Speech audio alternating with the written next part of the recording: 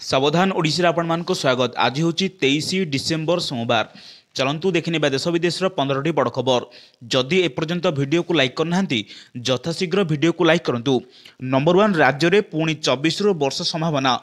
घन कुहुड़ी नहीं 5 जिला को येलो अलर्ट जारी कर राज्य में गत किछि दिन हेबा वर्षा जारी रही बेले आज पाग परिवर्तन होइछि। सुखिला पाग रही बेले डिसेम्बर 24 और 25 रे पुणी वर्षा सह घन घन कुहुड़ी हो बोली पूर्वानुमान करछि पाणीपाग विभाग। तेबे पश्चिम झड़ प्रभाव में वर्षा संभावना रही बेले 7 जिले में हालुकारू मध्यम धरणर वर्षा आकलन करछि पाणीपाग विभाग। केन्द्रापड़ा, जगतसिंहपुर, पुरी, खोर्धा, गंजाम, गजपति, रायगड़ा जिले में वर्षा हेबो। सेहीपरि 9 जिला को मध्यम धरणर वर्षा हेबार संभावना रही। जिलागुड़िक होला बालेश्वर, भद्रक, जाजपुर, कटक, ढेंकानाल, नयगढ़, कंधामाल, कोरापुट, मालकानगिरी। सेहीपरि 25 तारिख में 11 जिले में हालुका वर्षा हेबार संभावना रही। नंबर 2 नमो भारत ट्रेन यात्रा हेबो सस्ता, मिलिबो 10% रिहाती। ये नुआ प्रोग्राम आरंभ शनिवार एनसीआरटीसी रो एमडी सलभ गोयल साहिबाबाद रो आरटीएस स्टेशन रे करिसंती। ए प्रोग्राम व्यतीत शनिवार एनसीआरटीसी रो 2 मासिक न्यूजेक्टर भी लॉन्च होइछि। एहार ना नमो भारत टाइम्स रहिछि। यह समस्त डिजिटल प्लेटफॉर्म जेपरी आरटीएस कनेक्ट ऐप, ncrt.in आदि में मागणा डाउनलोड हो पारिबो। एथिरे नमो भारत यात्री माने एनसीआरटीसी पक्षरु लॉन्च करा जायतिबा नुआ स्कीम एवं खबर उपरे सूचना मिलिबो। नंबर 3 जनवरी 1 तारिख रु श्रीमंदिर रे आरंभ हेबो धाड़ी दर्शन प्रक्रिया। डिसेम्बर 27 एवं 28 तारिख सुधा परिवर्तन हेबो पुराना प्रक्रिया। एनी सूचना दैचंती आईन मंत्री पृथ्वीराज हरिचंदन।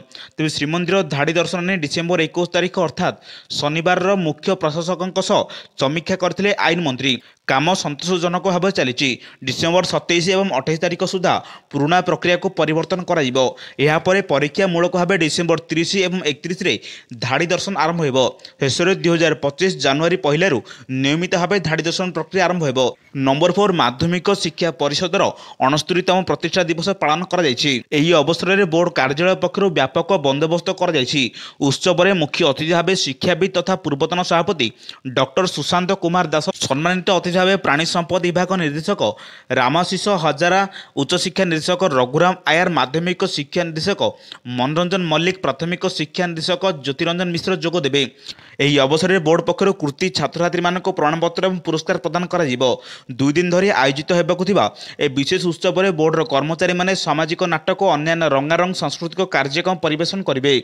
नंबर 5 प्रकृत चाषी को चिन्हट करिवे सरकार। चाषी पंजीकरण सह डाटाबेस प्रस्तुत हेबो। चाषी को मिलिबो स्वतंत्र आईडी नंबर और डिजिटल कार्ड। ए कार्ड जरिए सरकारी चाषी को सरकारी सुविधा जोगाई देबे। सबु योजना और सहायता पाए ए स्वतंत्र नंबर विशिष्ट डिजिटल कार्ड हेबो बाध्यतामूलक। मध्यस्थी और दलाल व्यवस्था हटिबो। संपूर्ण स्वच्छता सहकारे प्रकृत चाषी को मिलिबो सरकारी सुविधा। सरकारी सहायता बाट बारणा हेबनी। अणचाषी योजना को हड़प करेबेनी। एथिपाई नुआ डिजिटल कार्ड बंटन पाई जनवरी 1 प्रति पंचायत रे पंजीकरण आरंभ हेबो। मार्च 31 जाए पंजीकरण चलिबो। एथिपाई स्वतंत्र भाव पंचायत शिविर आयोजन हेबो। नंबर 6 राज्य में जंगल आयतन बढ़ी। 2 वर्ष मध्य 151.89 वर्ग किलोमीटर जंगल वृद्धि होइछि। राज्य में जंगल गछ आच्छादित अंचल परिमाण मिसाइल 558.57 वर्ग किलोमीटर वृद्धि पाई। जातीय स्तर में जंगल अंचल सह गछ आच्छादित अंचल वृद्धि में राज्य तृतीय स्थान में रही। जंगल वृद्धि शीर्ष में अच्छी छत्तीसगढ़, ता पछकु द्वितीय स्थान में अच्छी उत्तर प्रदेश, ओडिशा तलकू रही राजस्थान।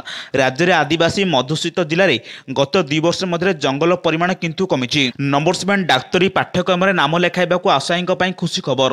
राज्य में थिबा सरकारी मेडिकल कॉलेज गुड़िक एमबीबीएस सीट संख्या 200 बढ़िबो। अर्थात 2025-26 शिक्षा वर्ष 2 सरकारी मेडिकल कॉलेज तालचेल और फुलबाणी में 100 लेखाएं सीट्रे छात्रार्थी मान नाम लेखाई पारे। राष्ट्रीय परीक्षा एजेंसी पक्षर एने सूचना दी जाइए। ए सीट्रे 85 वर्षर ओडिशा पिलांक पई एवं 15 वर्षर सीट सर्वभारतीय कोटा रहिबो। पूर्व राज्य में 12टी सरकारी मेडिकल कॉलेज रे मोट 1600 एमबीबीएस सीट थिया बेले एहा एणिकी 1800 हेबो। नंबर 8 रविवार हेबाकु थिबा पथ उत्सव को बातिल कर जायछि। प्रबल वर्षा को नजर रखी निष्पत्ति नेछि बीएमसी। परवर्ती तारीख घोषणा कर जे बोली एक्स जोगे बीएमसी पक्षर सूचना मिली। सूचना अनुसार रविवार मास्टर कैंटीन राम मंदिर पर्यंत पथ उत्सव आयोजन होता। एथे विभिन्न प्रकार नाच गीत सांग को खाद्य स्टल मजा नहीं सहरवासी। हेले 2 दिन धरी लगाण वर्षा जोगु एहाको बातिल कर जायछि। नंबर 9 सुभद्रा को नहीं आसिला एक बड़ अपडेट। आसंता जनवरी में 20 लाख रु अधिक हिताधिकारी अकाउंट को जीव टंका। प्रथम पर्यायर चतुर्थ किस्ती टंका पाइबे बंडा हिताधिकारी एने घोषणा कले उपमुख्यमंत्री प्रभाती परिडा। ते वर्तमान पर्यंत प्रथम पर्यायर 3टी किस्तिर 80 लाख महिला सुभद्रा योजन उपकृत होती। आगक चतुर्थ पर्यायर मोट 20 लाख आवेदनकारी आकाउंट को टंका पठाଯିବାକୁ लक्ष्य रखाଯାଇଛି। एथिपाई समस्त प्रस्तुति चली। जमी को नहीं कागजपत्र जांच पर समस्त योग्य हिताधिकारी এই যোজনার লাভ উঠাই পারিবে। नंबर 10 एथर गोटे दिन में राज्य सारा पक्षी गणना हेबो। प्रधान मुख्य वन संरक्षक प्रेम कुमार जहाँ कहिसंती जनवरी 18 आरंभ हेबाकु थिबा पक्षी गणना बेले फ्लेमिंगो पक्षी केउंटु आसुचंती ताहा ट्रैकिंग करा जिवो। भारतीय वन्यप्राणी प्रतिष्ठान এই गवेषणा मंग धरिबे। वन विभाग अधिकारी माने सहयोग करिवे। 10टी फ्लेमिंगोर गोड़े सैटेलाइट ट्रैकिंग लिंक लगा जिवो। निज इलाका को फेरिया बेले पक्षी मानकर गतिविधि को ट्रैक करा जिवो।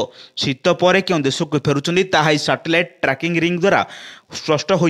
नंबर 11 प्रधानमंत्री फसल बीमा योजना रे पंजीकृत आरंभ होईची।